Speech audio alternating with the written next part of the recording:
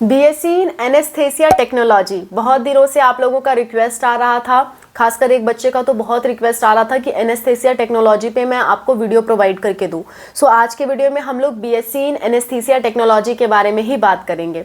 ठीक है, BSc anaesthesia technology आखिर होता क्या है, इसमें कितनी सैलरी मिलती है, क्या करियर स्कोप रहती है, क्या एलिजिबिलिटी रहती है, इसके लिए कौन सा एग्जाम होता है, कौन से टॉप कॉलेजेस हैं इसके लिए, कि इसमें आप कहाँ कहाँ काम कर सकते हो। और एक बहुत मेजर डाउट स्टूडेंट्स का आता है, क्या बीएससी एनेस्थेसिया टेक्नोलॉजी का कोर्स करने के बाद हम पेशेंट को एनेस्थेसिया दे सकते हैं without help of any doctor.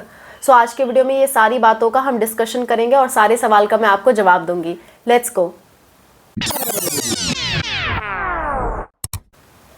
Hello everyone, welcome to Spark Up classes. This is Suman Yadav. BSc in anaesthesia technology. Anaesthesia technology में केवल बीएससी ही कोर्स नहीं आते, बहुत सारे कोर्सेज आते हैं, जैसे कि diploma course, certificate course, BSc course. Diploma course आपका 2 साल का होता है, सर्टिफिकेट कोर्स 1 साल का होता है और बीएससी कोर्स आपका 3 साल का होता है। अब कहोगे मैम इन तीनों में फ़र्क क्या है? फ़र्क ये है कि बीएससी कोर्स जब आप करते हो तो आपको संपूर्ण जानकारी दी जाती है एनेस्थेसिया टेक्नोलॉजी के बारे में। सर्टिफिकेट कोर्स में बहुत ही सीमित जानकारी दी जाती है और डिप्लोमा कोर्स में भी बहुत सीमित से थोड़ा सा ज़्यादा, मतलब जितनी ज़्यादा ड्यूरेशन आपकी कोर्स की है उतनी ज़्यादा जानकारी आपके पास हो रही है और उतनी ज़्यादा जगह आप एलिजिबल होगे। अगर आपने बीएससी कर रखा है तो आप ग्रेजुएट कहलाओगे, इसके बाद आप पीजी कर सकते हो, पोस्ट ग्रेजुएट कर सकते हो और अच्छा खासा कमा सकते हो। सबसे ज़्यादा प्रायोरिटी अगर किसी को दी जाती है तो बीएससी वालों को दी जाती है, उसके बाद डिप्लोमा वालों को, उसके बाद सर्टिफिकेट कोर्स वालों को। सो मेरा सजेशन होगा कि आप करना ही है तो बीएससी एनेस्थीसिया का कोर्स करो, सर्टिफिकेट या डिप्लोमा मत करो, वरना बहुत कम जगह आप एलिजिबल रहोगे। ठीक है, आगे बढ़ते हैं। सो बीएससी इन एनेस्थीसिया टेक्नोलॉजी आखिर है क्या, मैं इसके बारे में आपको थोड़ा सा समझाती हूँ। एनेस्थीसिया का मतलब होता है कि ऐसी दवा जिससे इंसान को बेहोश किया जा सके। लेकिन एनेस्थीसिया भी 3 प्रकार का होता है। पहला होता है आपका रीजनल एनेस्थीसिया, दूसरा होता है लोकल एनेस्थीसिया, तीसरा होता है आपका जनरल एनेस्थीसिया। रीजनल का मतलब जैसे मान लो मेरे उंगली में कोई ऐसा घाव हो गया है, मेरे हाथ में कोई ऐसा घाव हो गया है जिसका ऑपरेशन करना ज़रूरी है। सो अब क्योंकि ऑपरेशन होगा तो मुझे दर्द होगा। ठीक है, तो मुझे दर्द होगा तो डॉक्टर नहीं चाहेगा कि मुझे दर्द हो और मैं भी नहीं चाहूँगी कि मुझे दर्द हो, तो इस हाथ में मुझे रीजनल एनेस्थीसिया दिया जाएगा इस पर्टिकुलर जगह के लिए, यानी यहाँ का पार्ट शून्य कर दिया जाएगा ताकि मुझे असर पता ना चले। पर क्या मेरी पूरी बॉडी बेहोश करने की ज़रूरत है? नहीं ना, मेरी पूरी बॉडी बेहोश करने की ज़रूरत नहीं है, खाली इतना पार्ट अगर मेरा शून्य हो जाए तो मुझे दर्द का अनुभव नहीं होगा। ठीक है, सो इसके लिए दिया जाता है रीजनल एनेस्थीसिया। अब मान लो कुछ ऐसा हो गया जिससे मेरा पूरा हाथ फ्रैक्चर हो गया है, पूरा हाथ डैमेज हो गया है, जिससे रिलेटेड जो डॉक्टर है उसको ऑपरेशन करना है या कुछ भी काम करना है। ठीक है, हाथ ठीक करना है मेरा, और अगर मेरा पूरा हाथ अगर ठीक करना है तो उसके लिए हम लोकल एनेस्थीसिया देंगे। क्या अगेन मुझे पूरा बेहोश होने की ज़रूरत है? आंसर है नहीं। ठीक है, सो इसके लिए पूरा हाथ के लिए एनेस्थीसिया दिया जाता है, उसके लिए कहा जाएगा लोकल एनेस्थीसिया। इसके बाद अगर कोई ऐसा ऑपरेशन हो रहा है जो बहुत लंबा चौड़ा ऑपरेशन है, जैसे कि हार्ट का ऑपरेशन हो गया, जैसे कि ब्रेन का ऑपरेशन हो गया।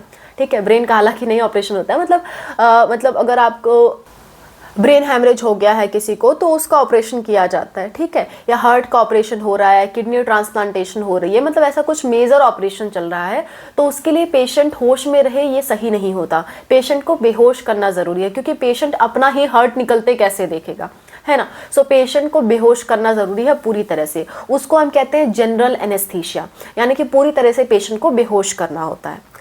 अब सवाल ये उठता है कि बीएससी इन एनेस्थीसिया टेक्नोलॉजी करने के बाद क्या हम पेशेंट को ये तीनों तरह का एनेस्थीसिया दे सकते हैं विदाउट एनी डॉक्टर रिकमेंडेशन? तो आंसर है नहीं। आप local anaesthesia and regional anaesthesia तक दे सकते हो, लेकिन जनरल एनेस्थीसिया देने के लिए आपको डॉक्टर की सलाह लेने की ज़रूरत पड़ती है। तो आप कहोगे फिर ये कोर्स करने का मतलब क्या है? मैं आपको समझाती हूँ।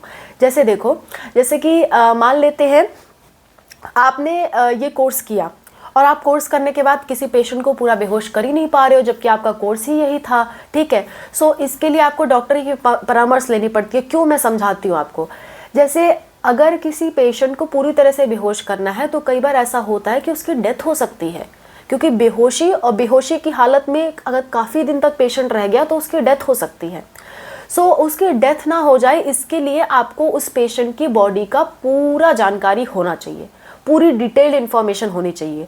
और बॉडी की सारी क्रियाओं की डिटेल इन्फॉर्मेशन सिर्फ एक MBBS डॉक्टर या MD डॉक्टर के पास होती है, ना कि BSc कोर्स वाले के पास, ठीक है। सो बॉडी की पूरी जानकारी होनी चाहिए कि मतलब किस कंडीशन में हम एनेस्थीसिया देने जा रहे हैं। पेशेंट का कहीं शुगर है, कहीं इसका BP हाई है, कहीं उसको कुछ है, तो डिपेंड करता है कि बॉडी की कंडीशन कैसी है, उस हिसाब से एनेस्थीसिया देना होता है। और बहुत क्रिटिकल चीज़ ये होती है, पता चला एनेस्थीसिया दिया और पेशेंट मर ही गया, है ना, उसका ऑपरेशन हो ही नहीं पाया, एनेस्थीसिया से ही डेथ हो गई।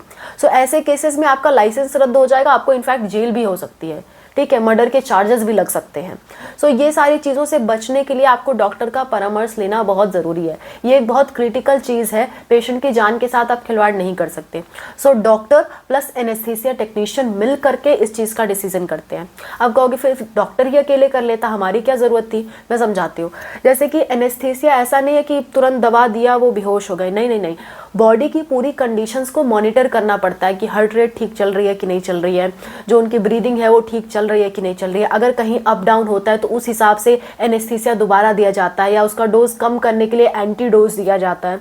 सो पूरी बॉडी को मॉनिटर करना पड़ता है।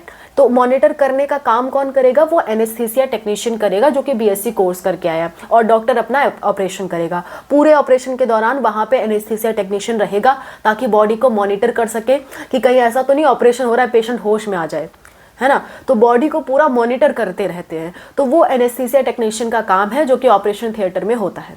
तीसरा सवाल निकल कर ये सामने आता है कि हम अपना खुद का क्लिनिक या अपना खुद का हॉस्पिटल ओपन कर सकते हैं BSc इन एनेस्थीसिया करने के बाद? तो आंसर है नहीं। आपको हमेशा एक हॉस्पिटल में काम करना होगा, और अगर जनरल एनेस्थीसिया देना है तो किसी डॉक्टर के अंडर में ही आपको काम करना होगा। आप इसमें खुद का अपना क्लिनिक, हॉस्पिटल या कोई भी होम केयर नहीं ओपन कर सकते, ठीक है। क्या इसमें पेशेंट को दवाएं दे सकते हो? नहीं दे सकते। क्या इसके बाद नाम के आगे डॉक्टर लगेगा? नहीं लगेगा। ओके, ये एक तरह का पैरामेडिकल कोर्स है।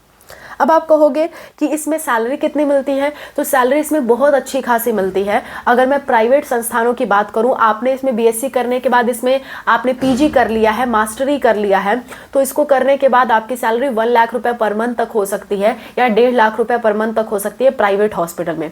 प्राइवेट हॉस्पिटल वाले अच्छी खासी सैलरी देते हैं एनेस्थीसिया टेक्नीशियंस को, लेकिन इसकी जॉब बहुत कम निकलती है, ये इसका ड्रॉबैक है। सैलरी तो अच्छी खासी है, लेकिन जॉब की जो वैकेंसी है वो कम आती है, क्योंकि कई बार ऐसा होता है कि डॉक्टर अकेले हैंडल कर लेते हैं। वहाँ एनेस्थीसिया टेक्नीशियन को रखते ही नहीं है। जो छोटे हॉस्पिटल्स हैं, जो बड़े हॉस्पिटल्स हैं जहाँ डॉक्टर्स बहुत बिजी रहते हैं, वहाँ एनेस्थीसिया टेक्नीशियन की ज़रूरत पड़ती ही पड़ती है।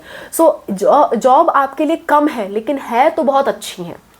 ये इसमें फ़ायदा है, और फ़ायदा नुकसान मैंने दोनों आपको बता दिया। जॉब्स कम है, लेकिन है तो बहुत अच्छी है। और गवर्नमेंट जॉब भी लगती है तो आपकी कम से कम 30 से 40 हज़ार सैलरी रहती ही रहती है एनेस्थीसिया टेक्नीशियन की। अगेन, जॉब कम निकलती है, लेकिन निकलती है तो अच्छी खासी सैलरी है, ठीक है। सो एनेस्थीसिया टेक्नीशियन आप बन सकते हो। अब मैं इसकी और डिटेल्स के बारे में बात करती हूँ। इसके लिए कौन से एग्ज़ाम होते हैं, ठीक है, कितने साल का ये कोर्स है आपका, और इसके लिए कौन कौन से बेस्ट कॉलेजेस हैं, और भी इसके बारे में डिस्कस करते हैं। सबसे पहली बात कि आपको इसके लिए 12th में PCB यानी कि फिजिक्स, केमिस्ट्री, बायोलॉजी होना ज़रूरी है। ये इसकी एलिजिबिलिटी है।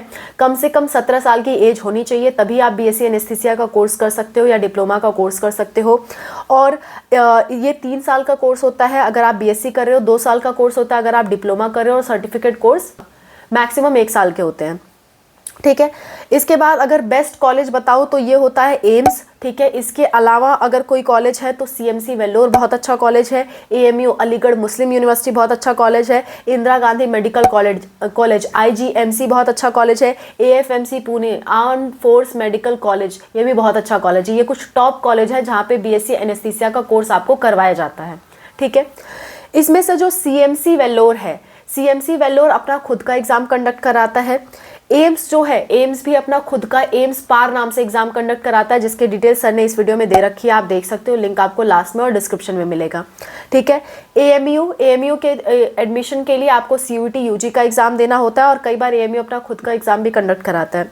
इसके बाद है IGMC Indira Gandhi medical college, फिर है AFMC, ये सारे कुछ टॉप कॉलेजेस है। ज़्यादातर एडमिशन जो है वो अगर आपको एम्स में लेने हैं तो एम्स PAAR का फॉर्म भरना होगा और पैरामेडिकल एग्जाम देना होगा। पैरामेडिकल के अंतर्गत ही ये आता है, ठीक है। फिर आपके पास सेट का एग्ज़ाम है, एमएच सेट जैसे एग्ज़ाम होता है, के सेट एग्ज़ाम होता है, इस तरह के एग्ज़ाम आप दे सकते हो।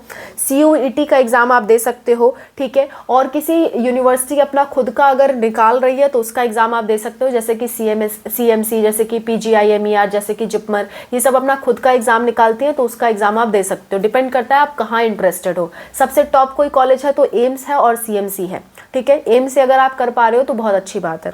सो मैंने टॉप कॉलेज और टॉप एग्जाम आपको बता दी। सो इस तरह की पूरी जानकारी थी BSc एनेस्थीसिया के बारे में। अगेन मैं एक बार समराइज कर दे रही हूँ। एग्जाम्स टॉप है एम्स का एग्जाम, CUT का एग्जाम और आपका PGIMER एंड CMC वेलोर का एग्जाम, ठीक है। ये एग्जाम दे करके आप उस पर्टिकुलर कोर्स में एडमिशन ले सकते हो। जिस हिसाब से आपकी रैंक आएगी उस हिसाब से एडमिशन होगा। एडमिशन फीस की बात कर लेते हैं। फीस आपकी मिनिमम 10,000, मैक्सिमम आपकी 1 लाख तक लग सकती है। गवर्नमेंट कॉलेज में, प्राइवेट कॉलेज से कर रहे हो तो आपकी जो आपकी फीस है वो 1 से 2 लाख रुपए पर ईयर लग सकती है। पर ईयर की मैंने फीस बताई है, यानी कि पूरे कोर्स की फीस नहीं बताई है, 1 साल की फीस मैंने आपको बताई है। ये सिर्फ कोर्स की फीस है। हॉस्टल्स और मेस के चार्जेस आपके एडिशनल लग सकते हैं, ठीक है।